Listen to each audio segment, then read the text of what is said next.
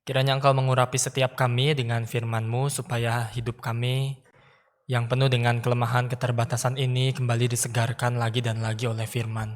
Kami sadar Tuhan, kami orang-orang yang lemah dan rapuh, tetapi kami menantikan adanya sukacita yang mau Tuhan hadirkan dalam kehidupan kami. Ubahlah hati kami, ubahlah kehidupan kami supaya kami terus bertumbuh dalam pengikutan kami akan Tuhan kepada setiap perjalanan iman yang kami harus lalui, kami bisa selalu melihatnya ada Tuhan yang berjalan bersama dengan kami. Berkatilah perenungan hari ini dan kiranya Tuhan yang membuka hati kami. Dalam nama Tuhan Yesus, kami berdoa. Amin. Ya, dalam waktu-waktu belakangan ini, kita sudah menikmati nuansa-nuansa Natal yang begitu membawa kebahagiaan gitu ya. Di dalam tradisi Katolik maupun Protestan biasanya ada satu perayaan namanya rangkaian Advent. Advent ini dirayakan biasanya sekitar 4 mingguan dan nanti puncaknya ada di hari Natal tanggal 25 Desember. Biasanya tradisi-tradisi gereja yang masih mengikuti tradisi lama merayakan Advent. Tujuannya apa? Tujuannya supaya ketika kita merayakan hari Natal, kita sudah punya hati yang dipersiapkan terlebih dahulu sebelum kita merayakannya di tanggal 25 tersebut. Nah, di dalam segala kelimpahan kita bisa menikmati Natal. Tapi mungkin sekarang kita tidak merayakan secara khusus ada Advent dan rangkaian-rangkaian di dalamnya.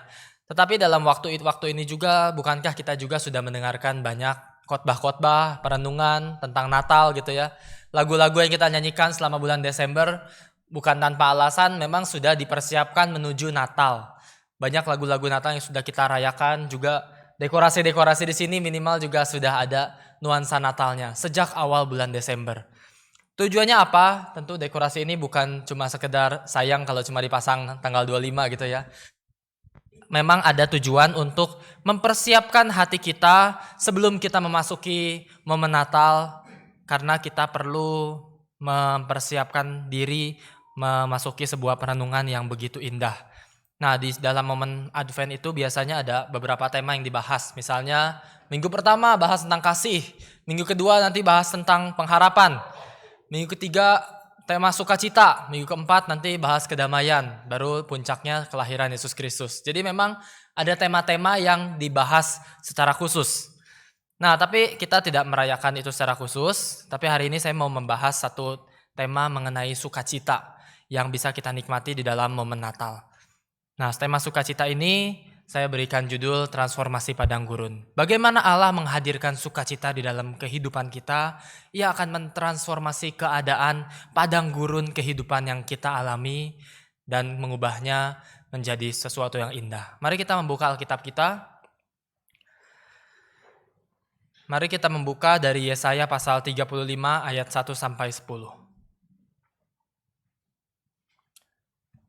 Mari kita membaca dari Yesaya 35 ayat 1 sampai 10.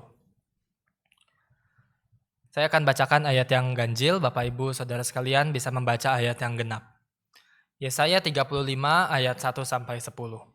Keselamatan bagi umat Tuhan. Padang gurun dan padang kering akan bergirang, padang belantara akan bersorak-sorak dan berbunga.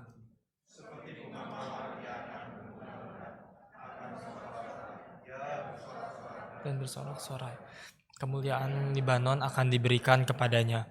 Semarak Karmel dan Saron, mereka itu akan melihat kemuliaan Tuhan, semarak Allah kita. Kuatkanlah tangan yang lemah lesu dan teguhkanlah lutut yang goyah. Katakanlah kepada orang tawar hati, kuatkanlah hati, janganlah takut. Lihat, Allahmu akan datang dengan pembalasan dan dengan ganjaran Allah. Ia sendiri datang menyelamatkan kamu. Pada waktu itu mata orang-orang buta akan dicelikan dan telinga orang-orang tuli akan dibuka. Pada waktu itu orang lumpuh akan melompat seperti rusa dan mulut orang bisu akan bersorak-sorai.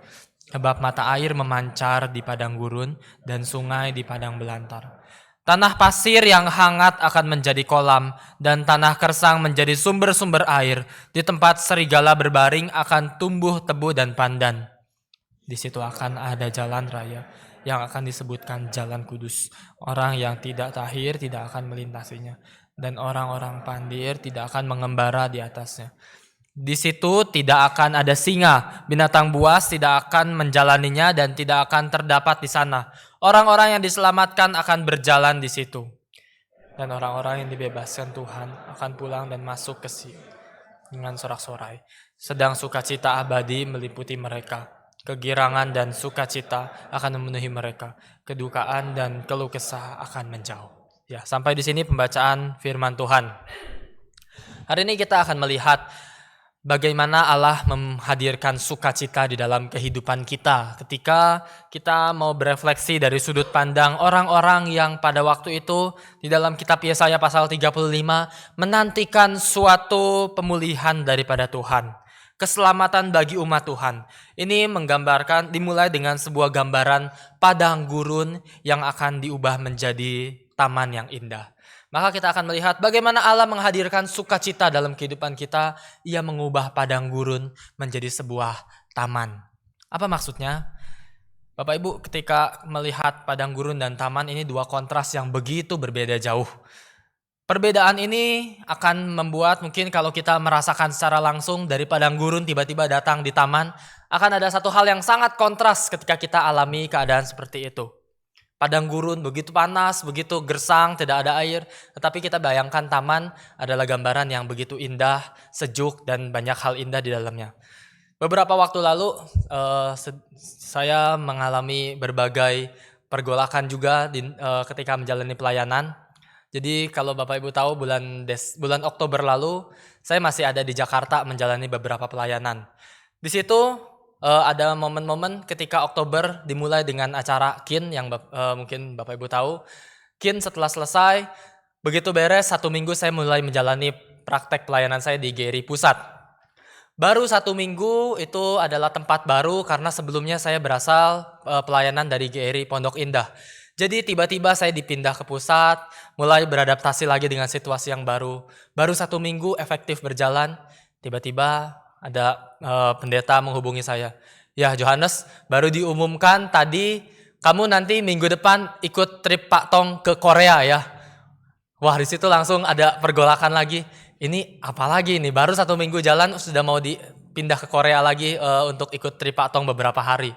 Singkat cerita 1 minggu itu dilalui, tapi waktu mau melaluinya harus mempersiapkan banyak hal. Paspor saya udah kadaluarsa, visa belum dibuat, dan waktu tinggal 1 minggu, tinggal sekitar 9 harian. Di situ langsung semua dilakukan dengan terburu-buru karena ada perubahan yang terjadi. Tapi belum selesai sampai situ. Sudah dibilang akan ke Korea, dibilang lagi oleh pendeta yang lain, iya Johannes masih ada 1 minggu, nanti kamu akan dipindah ke Malang pelayanannya. Ini apa lagi gitu ya, baru 1 minggu di pusat, ada waktu 1 minggu mau ke Korea, itu aja udah perubahan besar. Tiba-tiba 1 minggunya diisi dengan, udah kamu ke Malang dulu, masih ada beberapa hari. Akhirnya waktu itu saya dari pusat langsung ke Malang beberapa hari untuk berkenalan dengan pengurus-pengurus, kalau Bapak Ibu masih ingat. Lalu setelah itu hari Kamis saya pulang ke Jakarta, hari Sabtunya saya langsung berangkat ke Korea. Itu gambaran yang begitu cepat berubah. Dan setelah dari Korea saya masih harus ke Jakarta lagi, sekarang ke Malang lagi. Ya mungkin Bapak Ibu melihat, wah enak ya jalan-jalan ya terus ya. Enggak Bapak Ibu, babak belur saya punggung itu udah pegel-pegel semua. Tapi di sini perubahan demi perubahan terus terjadi dan seringkali banyak perubahan membuat kehidupan kita tidak bisa settle, tidak bisa diatur, dibuat dengan aman, membuat perencanaan ke depan. Setiap kali saya dipindah tempat dari satu tempat ke tempat lain, saya punya kecenderungan mau melihat berikutnya apa nih yang harus dikerjakan. Melihat apa aja yang prospek ke depan, lalu berbagai hal yang harus direncanakan. Tapi itu semua tidak bisa dilakukan di dalam perubahan yang terus-menerus terjadi. Nah, tetapi di dalam keadaan seperti ini, ternyata perubahan demi perubahan itu memang tidak akan terlepas dari kehidupan kita. Perubahan demi perubahan terjadi, tetapi Yesaya pasal 35 ini mau menghadirkan sebuah perubahan yang berbeda. Perubahan di mana ketika Tuhan mengubah sesuatu, di situ Tuhan mau menghadirkan yang namanya sukacita di dalam kehidupan kita. Advent adalah satu perayaan di mana kita mempersiapkan hati kita untuk menikmati sukacita Natal. Dan itu yang mungkin seringkali kita langsung lewat begitu saja. Kita menikmati, ya memang Natal sukacita, tetapi kita tidak tahu sukacita di dalam keadaan seperti apa yang perlu kita alami. Nah, maka di sini kita melihat ini bukan gambaran cuma berpindah kota atau negara seperti yang saya rasakan di pengalaman pelayanan, tetapi gambaran yang diberikan di Yesaya 35 ini adalah gambaran di mana padang gurun diubah menjadi sebuah taman, ada bunga-bunga mawar yang mekar dan ada sorak-sorai yang dirasakan. Maka kita akan melihat satu persatu bagian yang kita baca barusan. Ayat 1-4 adalah sebuah kesatuan yang akan menjabarkan keadaan di mana mereka mengingat lagi gambaran tentang padang gurun. Padang gurun. Apa yang biasa Israel ingat ketika berkata tentang padang gurun? Padang gurun ketika mereka mengingat masa-masa lalu mereka. Orang-orang Israel bicara tentang padang gurun akan langsung teringat pada kisah bagaimana mereka keluar dari tanah Mesir. Cerita di dalam Keluaran, Exodus. Itu adalah sebuah kisah panjang di mana mereka harus melewati satu masa yang begitu berat. Mereka sudah menyaksikan di kitab Keluaran bagaimana Tuhan membuat berbagai macam tulah yang begitu agung, begitu besar, begitu luar biasa. Ini mujizat tingkat tinggi, lebih daripada cuma sekedar menyembuhkan penyakit dan segala macamnya di dalamnya. Ini adalah tulah yang Tuhan berikan dengan luar biasa. Mereka sudah rasakan itu, mereka sudah saksikan gambaran dari Tuhan yang berkuasa. Tapi waktu mereka kembali berjalan keluar dari tanah Mesir, mereka hadapi lagi kekhawatiran. Kenapa? Karena sekarang mereka harus hadapi Laut Teberau di depan mereka, dan di belakang mereka ada tentara Mesir yang mengejar. Gelisah lagi padahal mereka tahu Tuhan yang mereka punya adalah Tuhan yang berkuasa dengan begitu hebatnya. Nah, tapi di situ Tuhan kembali nyatakan lagi mujizat yang besar. Tuhan belah air Laut Teberau dan mereka ribuan orang itu atau banyak sekali orang Israel pada waktu itu menyeberangi Laut Teberau dan akhirnya mereka bisa selamat dari kejaran Mesir. Disitulah mereka memulai sesuatu yang namanya perjalanan di padang gurun.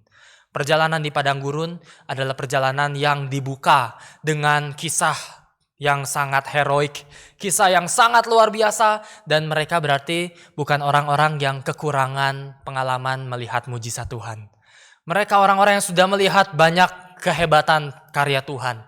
Tetapi apakah mereka di padang gurun jadi orang-orang yang langsung bisa beriman sepenuhnya? Ternyata kita melihat jawabannya tentu tidak. Kenapa? Karena ketika sudah lewat dari Laut Teberau pasal 15, Keluaran pasal 15, di pasal 14, mereka menyeberangi Laut Teberau di pasal 14, tapi kemudian Keluaran pasal 15 melanjutkan dengan kisah mereka kembali bersungut-sungut kepada Tuhan. Di Mara dan di Elim, mereka bertemu dengan air yang pahit. Ini gambaran padang gurun yang begitu gersang, panas, tapi sekarang mereka mengalami kesulitan. Mereka bertemu air yang pahit. Di situ mereka kembali bersungut-sungut pada Tuhan. Wah, masalah demi masalah terus terjadi selama mereka ada di padang gurun. Itu pasal 15 bertemu air pahit, akhirnya mereka protes ke Musa, Musa lempar kayu, akhirnya airnya jadi manis. Oke, Tuhan selamatkan lagi mereka. Masih berjalan lagi, mereka bersungut-sungut lagi tidak ada makanan. Lalu mereka membayangkan makanan-makanan enak di Mesir, semua imajinasi mereka. Tapi Tuhan berikan lagi roti mana dari surga. Tuhan terus berikan pemeliharaan di tengah-tengah sungut-sungut umatnya. Bahkan Keluaran 17 melanjutkan lagi, mereka tiba di satu tempat lain namanya Masa dan Meriba. Di situ juga tidak ada air. Ini gambaran yang sangat gersang, padang gurun penuh dengan kesulitan. Akhirnya Musa pukul batu dan di situ keluar air. Mereka adalah umat yang hidupnya terus-menerus diisi dengan protes sungut-sungut kepada Tuhan selama mereka berjalan di padang gurun. Itulah yang orang-orang mungkin ketika membaca kitab Yesaya melihat gambaran padang gurun dan padang kering akan bergirang. Mereka akan bertanya-tanya, bagaimana mungkin padang gurun akan bergirang, padang kering akan bergirang. Memori kami tentang padang gurun itu penuh dengan kesengsaraan. Memori kami dengan padang gurun itu ya memang sih ada pemeliharaan Tuhan.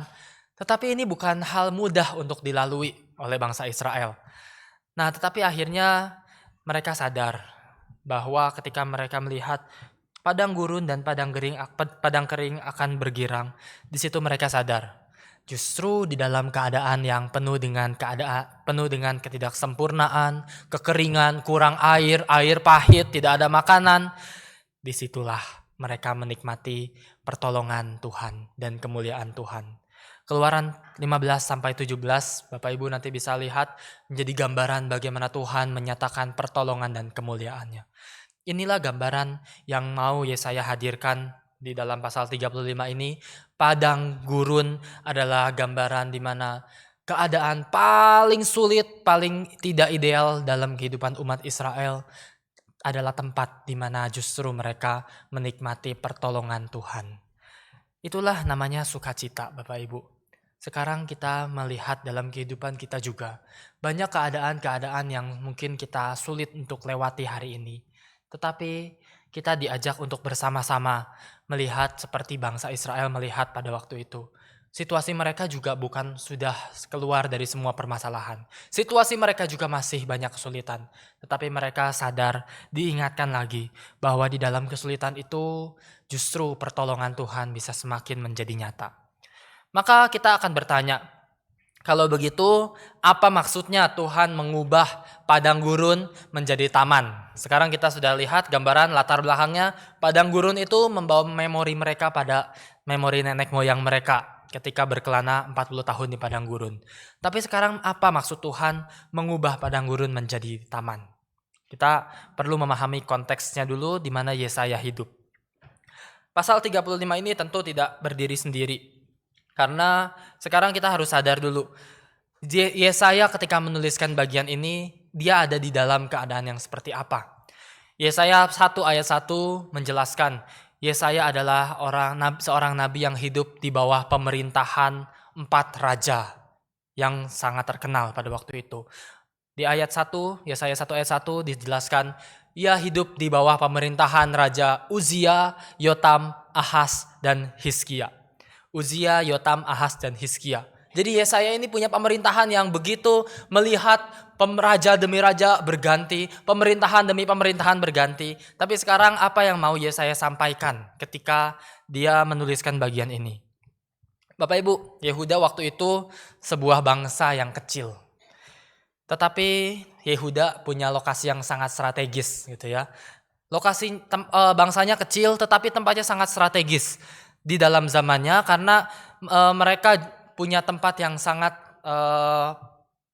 secara posisi mudah untuk orang bisa melewati satu tempat ke tempat lain.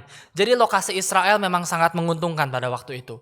Tapi uniknya adalah hanya Israel pada waktu itu bangsa yang mengaku bahwa Tuhan kami adalah Tuhan pencipta. Jadi ini adalah satu bangsa yang paling unik di zaman itu karena mereka tidak mau menyembah banyak dewa. Mereka cuma percaya satu Tuhan. Nah, Yesaya ini hidup di dalam pemerintahan Raja Uzia. Saat itu potensi Israel berkembang sangat besar. Di dalam masa-masa awal pemerintahan kerajaan Israel pada waktu itu, ketika Yesaya hidup, Israel punya potensi berkembang dengan begitu pesat. Karena bangsa-bangsa sekitarnya belum terlalu besar. Tapi tahun demi tahun berjalan, ternyata Israel sendiri pun tidak bisa berkembang terlalu besar. Konflik dalam negerinya juga ada, perekonomian tidak merata, orang-orang elit ekonominya menguasai seluruh kekuasaan Israel. Ini gambaran yang mungkin kita alami juga di berbagai negara dan termasuk di Indonesia gitu ya. Seringkali mau melihat potensi-potensi yang berkembang, Indonesia kurang resources apalagi tentang sumber daya. Tetapi ketika melihat potensi itu, kita sadar, iya ternyata tidak semudah itu untuk mengembangkan keadaan negara. Itulah yang Israel juga alami pada waktu itu. Krisis kepemimpinan juga terjadi, krisis sosial terjadi, krisis ekonomi terjadi. Israel harusnya bisa berkembang, tapi nyatanya tidak. Singkat cerita, akhirnya Israel yang memang tidak besar itu makin lama makin terdesak. Kerajaan-kerajaan sekitarnya semakin besar. Ada kerajaan Asyur yang semakin berkuasa. Akhirnya Asyur mulai mengepung Israel sedikit demi sedikit. Akhirnya Israel berada di dalam situasi yang semakin lama semakin terjepit dan mengalami banyak kesulitan. Ini latar belakang di mana Yesaya menuliskan berbagai tulisan-tulisannya karena dia sadar Israel tidak baik-baik saja. Dan lebih daripada itu, sekarang kerajaan-kerajaan sekitarnya berkuasa begitu besar, ada tawaran. Tawaran untuk Israel bisa andalkan Tuhan atau berusaha bekerja sama dengan negara lain untuk menyelesaikan masalah-masalah politik yang ada. Di dalam keadaan seperti itu, Yesaya justru menyampaikan pesan Tuhan. Yesaya mengingatkan sebagai nabi Tuhan bahwa hanya Tuhan satu-satunya yang bisa diandalkan. Nah, di dalam keadaan seperti itu, Yesaya langsung menuliskan di dalam pasal 35 ini, padang gurun dan padang kering akan bergirang, padang belantara akan bersorak-sorak dan akan berbunga. Ada sebuah perubahan yang Yesaya mau tunjukkan. Kalau umat Tuhan percaya kepada Tuhan, kepada Allah, maka Tuhan akan memberikan perubahan. Tapi sekarang pilihan di tangan Raja Israel, di tangan umatnya sendiri. Mau bergantung pada Allah atau bergantung pada kerajaan-kerajaan lain. Ini adalah gambaran yang waktu itu dialami dengan berbagai situasi yang sulit. Kenapa? Karena sekarang Israel nih, posisi yang sedang sulit ini menghadapi Asyur yang besar, dia punya pilihan. Oke, kita bisa rangkul ini Mesir. Mesir keretanya banyak, Mesir tentaranya kuat, Mesir orang-orangnya hebat. Kita kalau gabung sama Mesir, join, bisa lawan ini Asyur. Itu yang jadi tawaran yang mereka harus alami waktu itu. Tetapi sekarang Yesaya menampilkan satu hal yang berbeda. Di pasal 35 ini dibandingkan dengan bagian sebelumnya, pasal 34. Pasal 34 menggambarkan bagaimana Tuhan menghukum bangsa-bangsa. Bangsa-bangsa dihukum Tuhan. Kenapa? Karena mereka berusaha terus konflik dan mengandalkan kekuatan diri sendiri. Akhirnya gambaran itu adalah gambaran yang Tuhan hukum membuat bangsa-bangsa sekitarnya yang subur jadi kering. Tetapi bagi Israel, kalau mereka andalkan Tuhan, gambaran padang gurun yang kering diubah jadi gambaran yang subur, yang seperti taman. Nah, di sini Tuhan mau hadirkan kontras yang begitu besar. Kenapa? Karena Israel kalau mereka tidak mengandalkan Tuhan, mereka akan sama saja seperti bangsa-bangsa sekitarnya yang akan dihukum menjadi bangsa yang dari keadaan subur jadi keadaan kering, penuh kekeringan. Bapak Ibu, berapa bulan lalu saya habis menjalani KKR regional di Sumatera, di Sulawesi bagian barat. Kalau Bapak Ibu mungkin ada yang berasal dari daerah sana, saya pergi ke satu daerah yang namanya daerah Mamasa. Mungkin ini daerah yang tidak terlalu terkenal. Mamasa ini mungkin Bapak Ibu lebih tahu daerah Toraja gitu ya. Mamasa ini bertetanggaan lah dengan Toraja. Saya waktu itu pergi ke sana dengan tim dari GRI Pusat, tapi saya tidak ditempatkan di kota besarnya di Mamasa. Ya Mamasa aja udah tidak terlalu besar gitu ya. Tapi saya ditempatkan di daerah yang lebih kecil lagi, hanya dari tim besar sekitar 20 orang, 5 orang termasuk saya diutus ke satu kawasan yang lebih kecil, namanya Sumarorong. Ada Bapak Ibu yang pernah dengar sebutan Sumarorong? Mungkin belum pernah ya. Nah ini daerah yang sangat kecil dan ya itu tempat yang begitu sulit untuk mencari banyak hal gitu ya. Jangan harap ada mall di tempat tersebut. Nah di tempat kayak gitu saya tinggal di rumah warga dan bersyukur bisa melalui berbagai pengalaman pelayanan ke sekolah-sekolah. Kalau di sini Bapak Ibu ada yang bilang, iya di Malang kotanya kecil, kemana-mana deket. Tapi di Sumarorong kotanya kecil, tapi kemana-mana jauh. Kenapa? Karena sekolah demi sekolah jaraknya 1 jam. Jadi saya harus setiap hari selama kurang lebih 4-5 harian di situ datang dari satu sekolah ke sekolah lain pakai sepeda motor, ya udah terima nasib 1 jam. Berjalan terus sampai satu sekolah, baru di situ baru bisa melayani. Jadi pergi dari sangat pagi sampai satu sekolah, khotbah paling hanya sekitar 30-40 menit. Setelah itu selesai, langsung cari sekolah lain. Dan perjalanan panjang dan mirip juga seperti Malang. Begitu sudah lewat jam 12, pasti setiap hari hujan. Jadi saya selalu pulang dengan keadaan basah kuyup setiap hari di Mamasa, di Sumarorong pada waktu itu. Tapi yang menarik adalah di sekitar tempat tinggal ada sebuah gereja. Gereja itu sangat dekat dari lokasi tempat tinggal saya di rumah warga, di rumah pendetanya. Tapi pendetanya bilang, Iya, tapi gerejanya dekat, tapi sekarang kita harus muter jalannya. Kenapa? Karena itu jembatan menuju gereja sudah rubuh berapa minggu lalu.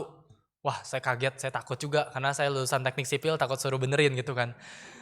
Jadi waktu itu gambarannya ini tempat jadi sulit diakses dan orang-orang setempat bilang juga ini tempat itu dulunya sekitar situ rame orang, banyak yang lewat-lewat situ, anak-anak sekolah selalu lewat situ kalau mau ke gereja, kalau mau ke sekolah. Tapi sekarang sejak jembatan itu kena musibah, rubuh setelah bertahun-tahun berdiri, akhirnya tempat itu jadi tempat yang sepi. Ya sudah tidak ada lagi yang ke tempat itu. Begitu saya lihat, daerahnya juga sudah ditumbuhi dengan berbagai perkebunan dan lain sebagainya.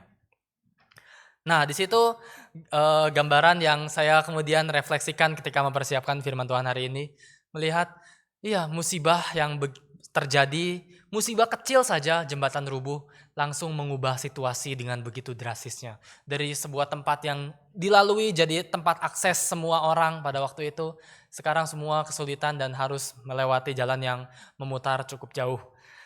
Tapi ini gambaran yang kemudian Yesaya pasal 34 hadirkan juga, bukan cuma sekedar musibah yang kecil seperti yang saya lihat waktu itu, tapi ini musibah begitu besar. Kenapa? Karena sekarang ketika Tuhan menghukum suatu bangsa, satu bangsa itu dari keadaan semuanya subur dan baik, semua bisa berubah langsung seketika menjadi keadaan yang gersang. Hukuman Tuhan, musibah yang Tuhan berikan, atau penghakiman daripada Tuhan adalah sesuatu yang akan mengubah kehidupan suatu bangsa dari yang subur menjadi sesuatu yang gersang. Tetapi ini bukan untuk menakut-nakuti kita. Kenapa? Karena Yesaya 34 tidak langsung berhenti sampai situ. Dilanjutkan dengan Yesaya 35, sebuah gambaran yang berkebalikan. Bagi umat Tuhan, orang-orang yang mau mengandalkan Tuhan di dalam kehidupannya akan berbalik. Bukan keadaan yang bukan keadaan yang subur menjadi gersang, tetapi sebaliknya, padang gurun diubah menjadi taman. Keadaan yang penuh dengan kekeringan diubah menjadi suatu taman yang indah. Dan di sini kita melihat padang belantara akan bersorak-sorak dan berbunga, seperti bunga mawar ia akan berbunga lebat. Kita membayangkan bagaimana mungkin padang gurun tiba-tiba ada bunga mawar lebat di tengah-tengahnya. Memang ini gambaran yang puisi di Yesaya 35 mau hadirkan. Kita jangan bayangkan dengan pikiran logika kita bahwa bunga mawar tidak bisa bertumbuh di akar-akar di dalam keadaan padang gurun. Tetapi kita melihat adanya satu perubahan besar ketika Tuhan mau bekerja. Ketika Tuhan mau bekerja, kita melihat bunga mawar akan berbunga lebat. Ini gambaran yang kata bunga mawar ini cuma muncul 2 kali di dalam Alkitab kita. Satu di dalam kitab Yesaya ini dan satu kali lagi nanti di Kidung Agung gitu. Ini dua-duanya muncul di kitab puisi dan keduanya mau menghadirkan satu nuansa yang sama, bahwa ketika Tuhan bekerja, keindahan akan dihadirkan meskipun itu dihadirkan di keadaan yang sangat tidak mungkin sekalipun. Keindahan dihadirkan di dalam tempat-tempat yang sepertinya tidak mungkin. Bunga mawar ini satu bunga yang pada waktu itu tidak terlalu dianggap begitu signifikan, begitu penting. Ini bukan bunga yang terlalu spesial pada waktu itu, tetapi ketika Tuhan bekerja, disitulah bunga ini menghadirkan sesuatu yang berubah dari padang gurun menjadi taman. Tapi pertanyaannya, bagaimana Tuhan bekerja? Itulah yang kemudian ayat 3 dan 4 akan jelaskan lebih lanjut. Ayat 3 dan 4 akan menjelaskan, kuatkanlah tangan yang lemah lesu dan teguhkanlah lutut yang goyah. Katakanlah kepada orang-orang yang tawar hati, kuatkanlah hati, jangan takut. Lihatlah, Allahmu akan datang dengan pembalasan. Dan dengan ganjaran Allah, ia sendiri akan menyelamatkan kamu. Disinilah kita melihat bahwa berita ini adalah berita sukacita yang umat Israel pada waktu itu terima. Pasal 35 menghadirkan sebuah sukacita besar. Kenapa? Karena yang membaca Alkitab ini, membaca bagian Yesaya 35 ini pada pertama kali pada awalnya adalah bangsa Israel yang sedang berada di dalam pembuangan Babel. bangsa Israel yang sudah mengalami pembuangan. Mereka masih ada di dalam keadaan terdesak, masih dalam keadaan kehilangan identitas, kehilangan bait suci mereka, kehilangan tanah air mereka, kehilangan Tuhan mereka. Di dalam keadaan seperti ini berita yang diberikan kepada orang-orang yang hidupnya masih belum bisa bersukacita kalau kita mau bicara secara logis. Bagaimana mungkin mereka bersukacita kalau mereka sendiri masih dibuang di dalam kerajaan Babel pada waktu itu. Tetapi mereka kemudian melihat berita ini dengan banyak memori-memori yang mereka renungkan. Ya, memang ada memori buruk. Nenek moyang mereka dulu padang gurun 40 tahun. Lalu sekarang mereka di Babel masih harus 70 tahun waktu itu dinubuatkan mereka akan ada di Babel. Mereka punya ingatan kelam dan kemudian mereka sekarang dibawa untuk berpikir ulang bahwa kalau sampai misalnya mereka bisa bebas dari pembuangan ini, mereka bisa dipulihkan keadaannya. Kalau sampai ini terjadi, berarti mereka sadar Tuhan masih bersama-sama dengan mereka. Tuhan masih bersama-sama dengan mereka. Jadi ini gambaran yang semuanya bersifat harapan. Yesaya 35 ini bukan sesuatu yang refleksi ke belakang. Ya, terima kasih Tuhan, Tuhan sudah menyelamatkan hidupku, Tuhan sudah memberikan kelimpahan, Tuhan sudah berikan anugerah yang begitu besar, sekarang hidupku nyaman dan baik-baik saja. Bukan.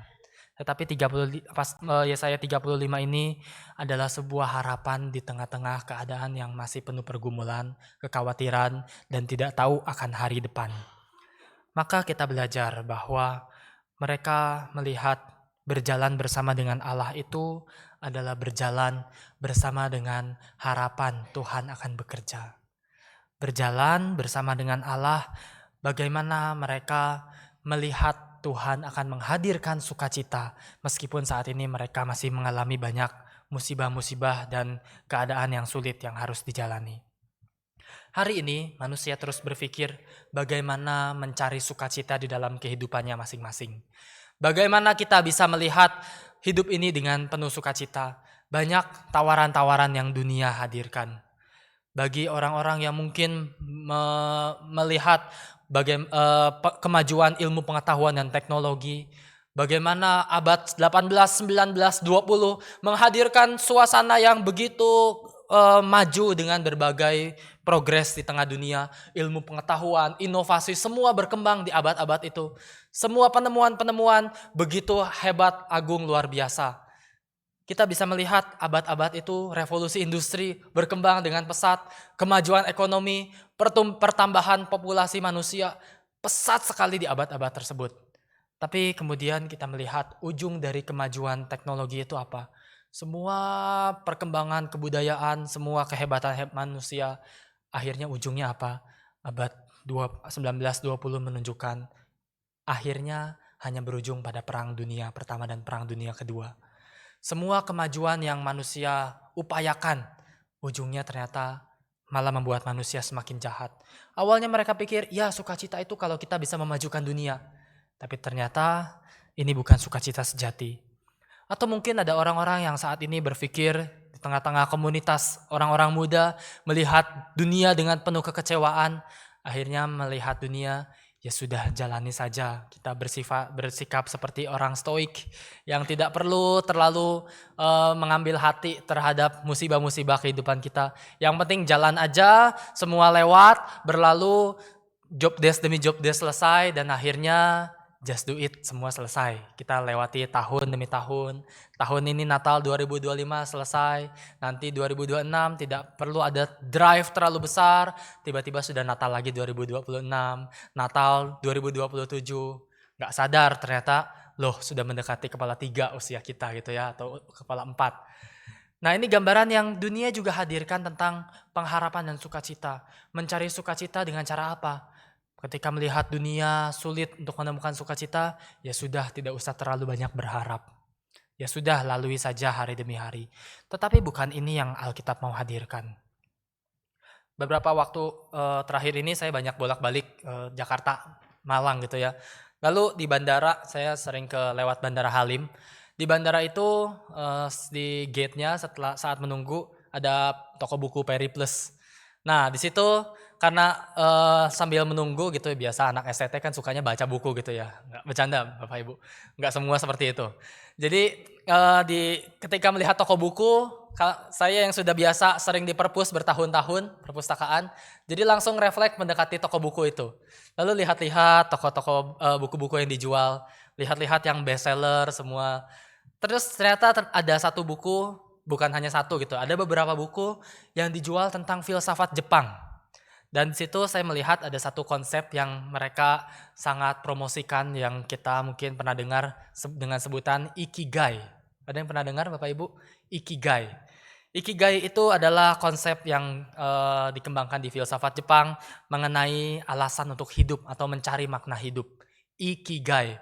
Apa itu Ikigai? Ini bukan ajaran Alkitab ya, Bapak Ibu jangan cari Ikigai dalam Alkitab. Tapi di dalam pemikiran orang-orang dan kebudayaan Jepang yang, begitu bisa dibilang ya indah gitu ya kehidupan mereka, tapi mereka punya konsep seperti ini.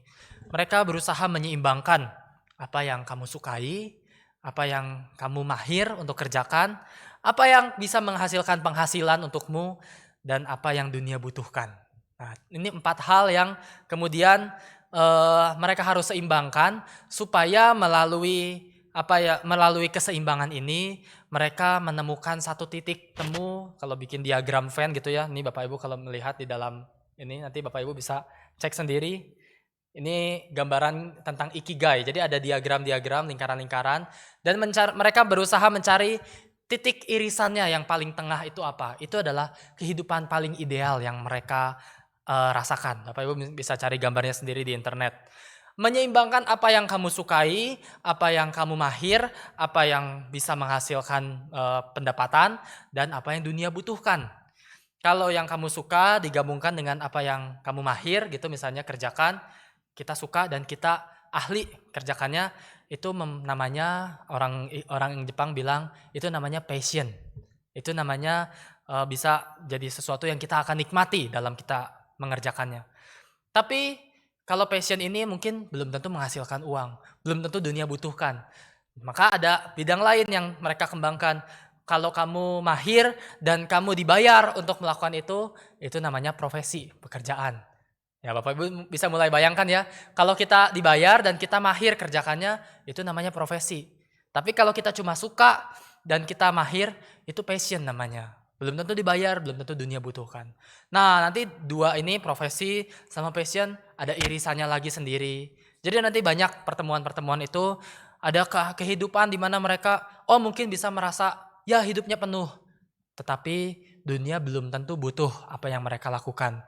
Jadi mereka bisa merasa hidupnya terpuaskan, dibayar, suka yang dia kerjakan, mahir, tapi dunia tidak butuh, akhirnya mereka merasa tidak berguna. Nah, jadi kehidupan yang mereka gambarkan adalah harus seimbang. Sukacita baru ditemukan kalau mereka bisa seimbangkan semua hal ini. Apa yang kamu suka, apa yang kamu mahir, apa yang bisa membuat kamu dibayar, dan dunia membutuhkan semua itu. Ya ini bukan ajaran Alkitab sekali lagi, saya mau ingatkan lagi.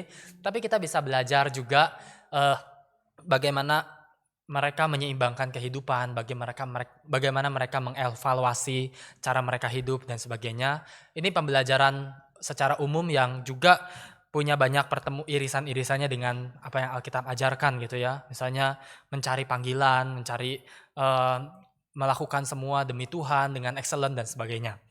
Nah, tetapi yang saya mau soroti adalah dunia punya banyak konsep untuk mencari yang namanya sukacita, mencari namanya kebahagiaan hidup dan arti hidup.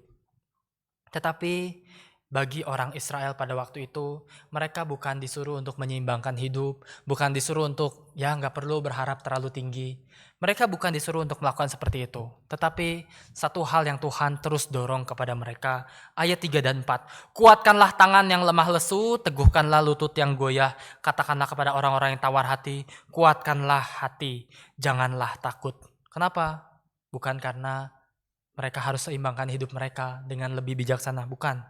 Karena ayat 4 mengatakan, lihatlah, Allahmu akan datang dengan pembalasan dan dengan ganjaran Allah, ia sendiri datang menyelamatkan kamu.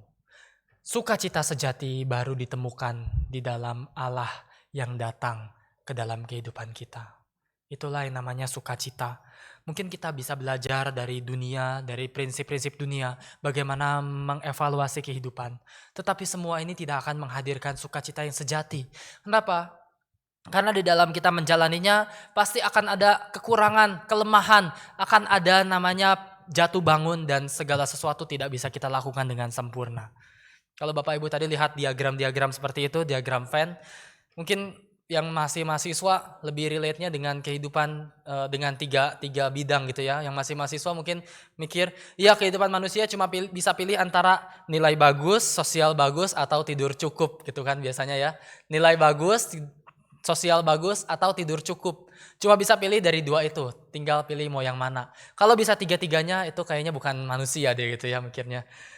Kalau bisa nilai bagus, sosial bagus, dan tidur tetap cukup, orang seperti apa kayak gini gitu kan? Sangat tidak mungkin terjadi dalam kehidupan mahasiswa. Nah, tapi kembali lagi ke dalam ayat yang kita baca. Kehidupan baru bisa menjadi sukacita, menemukan sukacita sejati bukan dengan cara menyeimbangkan 3 atau 4 hal yang paling esensial dalam hidup kita.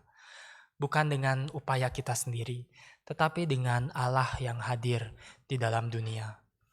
Itulah yang juga kita rayakan di dalam momen-momen Natal, Bapak Ibu. Natal adalah merayakan Allah yang hadir di dunia membawa sukacita.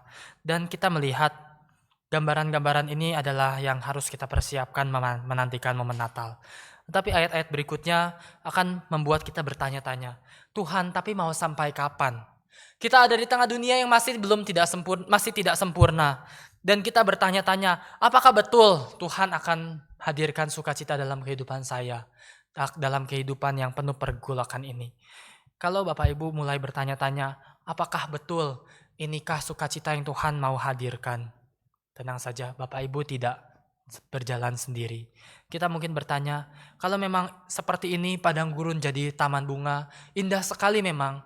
Tapi kayaknya ini too good to be true. Ini terlalu indah untuk kehidupanku yang penuh dengan pergolakan, penuh dengan jatuh bangun, penuh dengan kekhawatiran. Sepertinya mustahil deh kalau kita melihat realita yang terjadi sekarang. Tenang Bapak Ibu, tidak sendiri. Kenapa? Karena ayat-ayat berikutnya menjelaskan pada waktu itu mata orang buta akan dicelikan, telinga orang tuli akan dibuka. Waktu itu orang lumpuh akan melompat seperti rusa, mulut orang bisu akan bersorak-sorai. Inilah ayat yang akan nanti dikutip di dalam perjanjian baru. Di dalam Lukas pasal 7. Tadi kita baca di dalam bacaan bertanggapan, Lukas pasal 3 gitu ya. Bagaimana Yohanes berkata, persiapkanlah jalan bagi Tuhan, luruskanlah jalan baginya. Tapi kemudian nanti di pasal 7, Yohanes Pembaptis setelah dia dipenjara, dia mulai kembali mempertanyakan. Dia mengutus murid-muridnya bertanya kepada Yesus. Saya bacakan pasal 7 ayat 17 dan 18. Ketika Yohanes mendapat kabar tentang peristiwa itu dari murid-muridnya, ia memanggil 2 orang dari antaranya dan menyuruh mereka bertanya kepada Tuhan. Engkaulah yang akan datang itu atau haruskah kami menantikan seorang lain? Ayat 22 kita melihat jawaban dari Tuhan Yesus. Apa yang Tuhan Yesus jawab Bapak Ibu? Yang Tuhan Yesus jawab adalah, pergilah dan katakanlah kepada Yohanes apa yang kamu lihat dan kamu dengar. Orang buta melihat, orang lumpuh berjalan, orang kusta menjadi tahir, orang tuli mendengar, orang mati dibangkitkan, dan kepada orang miskin diberitakan kabar baik. Dan berbahagialah orang yang tidak kecewa dan menolak aku. Ini adalah suatu gambaran yang Tuhan hadirkan dari Yesaya 35. Tuhan mau mengajarkan umatnya sepanjang zaman bahwa sukacita sejati belum akan dirasakan saat ini. Tetapi melalui kedatangan Yesus yang pertama di dalam kisah yang kita rayakan sebagai Natal, di situ sukacita sejati sudah mulai dihadirkan. Mungkin kita masih bertanya, Tuhan, apakah Tuhan akan hadirkan sukacita dalam hidupku? Hidupku mungkin memang bisa menikmati sukacita demi sukacita, tetapi masih banyak juga pergumulan, masih banyak kekhawatiran, kesulitan yang kita hadapi saat ini. Tetapi kita bertanya-tanya, akankah padang gurun menjadi taman? Dan Tuhan akan berikan jawaban seperti Dia memberikan kepada Yohanes Pembaptis. Haruskah aku menunggu seorang yang lain? Tuhan berikan. Orang buta melihat, orang lumpuh berjalan, orang kusta menjadi tahir, orang tuli mendengar. Bahkan Tuhan menambahkan aspek yang belum ada di Yesaya 35, dikatakan orang mati dibangkitkan dan kepada orang miskin diberitakan kabar baik. Berita sukacita sudah hadir di dalam dunia melalui kehadiran dari Yesus Kristus, dan itulah yang Tuhan sudah hadirkan juga di dalam komunitas umat Tuhan saat ini. Bapak, Ibu, Saudara, dan saya belum menikmati sukacita yang sempurna. Seperti dulu orang Israel belum menikmati sukacita karena mereka masih berharap. Tetapi sekarang kita maupun mereka punya pengharapan yang sama. Pengharapan akan Mesias yang akan datang. Natal, maka dari itu sebagai penutup dari perenungan kita, Natal bukan hanya mengajak kita merenungkan melihat ke belakang Tuhan yang sudah hadir, gembala, palungan, orang Majus dan semua yang sudah terjadi. Tetapi Natal adalah ajakan kita untuk kembali berharap. Berharap bahwa hari depan akan menjadi hari yang penuh sukacita. Kenapa? Karena janji yang Tuhan berikan bagi Israel adalah janji yang juga diberikan bagi Bapak, Ibu, Saudara, dan saya. Untuk menghadirkan sukacita melalui apa? Melalui kedatangan Sang Mesias yang kedua kali. Itulah yang kita nantikan terus-menerus. Dan hari ini kita punya satu pengharapan. Padang gurun akan berubah menjadi padang kering. Dan sebagai penutup dari Yesaya pasal 35 ini, nanti ayat-ayat berikutnya akan menjelaskan. Di situ akan ada jalan raya yang disebut Jalan Kudus. Orang yang tidak tahir tidak akan melintasinya, orang-orang pandir tidak akan mengembara di atasnya. Di situ tidak akan ada singa, binatang buas tidak akan menjalaninya dan tidak akan terdapat di sana. Orang-orang yang diselamatkan akan berjalan di situ. Sukacita yang Tuhan hadirkan adalah sukacita yang juga menuntut sebuah respon di mana kita perlu menjalaninya di jalan yang namanya Jalan Kudus. Jalan untuk menempuhnya dalam kekudusan hidup. Itu yang ayat 8 katakan. Maka hari ini kita kembali merenungkan sebuah gambaran sukacita Natal. Bagaimana Tuhan mengubah padang gurun menjadi taman. Pertama, dia akan hadir dalam kehidupan Bapak, Ibu, Saudara, dan saya. Menghadirkan sukacita. Tetapi sukacita itu akan kita lalui di dalam jalan yang seperti apa? Di dalam jalan yang menuntut kekudusan hidup. Dan akhirnya kita akan masuk ke Sion, ayat 10. Masuk ke Sion dengan bersorak-sorai, sedang sukacita abadi meliputi kehidupan kita. Datanglah kepada Tuhan, karena Tuhan sudah datang dulu ke dalam hidup kita. Datanglah kepada Tuhan dengan sukacita. Datanglah kepada Tuhan dalam ibadah, di dalam persekutuan yang Tuhan percayakan. Karena Tuhan sudah terlebih dahulu menghadirkan sukacita. Bukan untuk meniadakan semua pergumulan kesulitan hidup, tetapi Dia berjanji akan mengubah padang gurun hidup kita menjadi sebuah taman yang indah. Dan di situ kita bisa berkata, terima kasih Tuhan, Engkau telah tumbuh sebagai seorang juru selamat yang hadir dalam kehidupanku, menghadirkan sukacita untuk bisa kita nikmati setiap hari. Mari kita berdoa.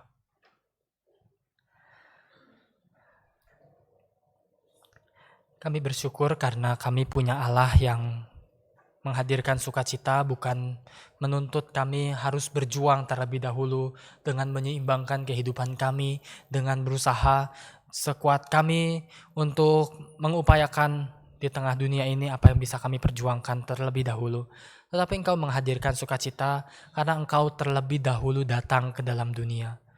Engkau hadirkan anakmu Yesus Kristus di dalam dunia ini, membuat dunia yang penuh dengan kecemasan, dunia yang penuh dengan kekhawatiran, ketidaksempurnaan, dan kegelapan untuk memiliki sukacita yang bisa dinikmati. Tuhan, kami bersyukur dan kiranya Tuhan terus mengisi hidup kami dengan hati yang dipenuhi sukacita. Tolong kami terus memandang kepada Tuhan, memandang kepada pengharapan yang Tuhan akan hadirkan. Dan di situ kami terus bisa mensyukuri hari demi hari yang kami lalui bersama dengan Tuhan. Terima kasih Tuhan untuk firman Tuhan hari ini dan perenungan kami. Hanya di dalam nama Tuhan Yesus kami berdoa. Amin.